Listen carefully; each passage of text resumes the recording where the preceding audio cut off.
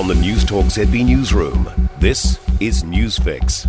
In this update, a new Kāinga Ora complex has opened in Auckland at a building cost of $1.2 million per apartment.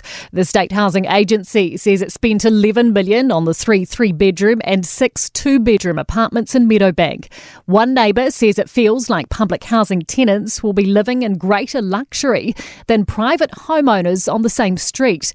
Developer Ockham Residential co-founder Mark Todd says the cost highlights the agency's incompetence and lack of expertise. He believes they should have delivered 2 to 3 times as many homes with the money spent.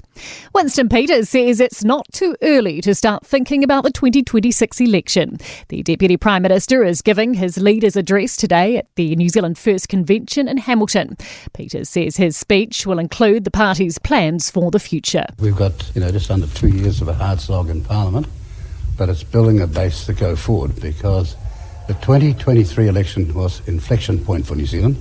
Fewer international students and lack of funding may be to blame for universities' fall in rankings.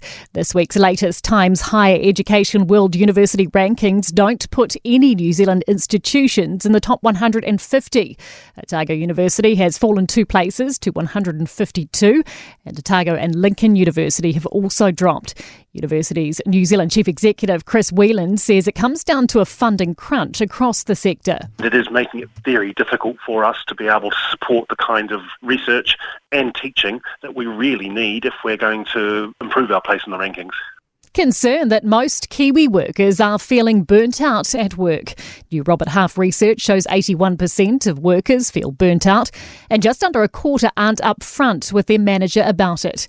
2/3 of people surveyed say it's due to heavy workloads. Robert Half director Ronal Singh says there's a lot of external pressure aside from work that includes financial challenges and expectations at home. And that is news. In sport, Team New Zealand has made the perfect start to the defence of the America's Cup in Barcelona, beating Britannia on both opening day races. Starboard helmsman Pete Burling says it was an incredible day in tricky and shifty conditions. It's a bit different with so many clouds around today, that bit of rain, really weird light, so it made it a little bit harder than normal, but really pleased with the way we performed. The White Ferns are still in the hunt for a T20 World Cup semi-final berth following an 8-wicket win over Sri Lanka. Kiwi golfer Ryan Fox has just squeezed into the 3rd round of the PGA's Black Desert Championship in Utah, right on the cut line at 5 under. But Canterbury is through to rugby's Heartland Championship final after an upset 17-16 win over South Canterbury in Timaru.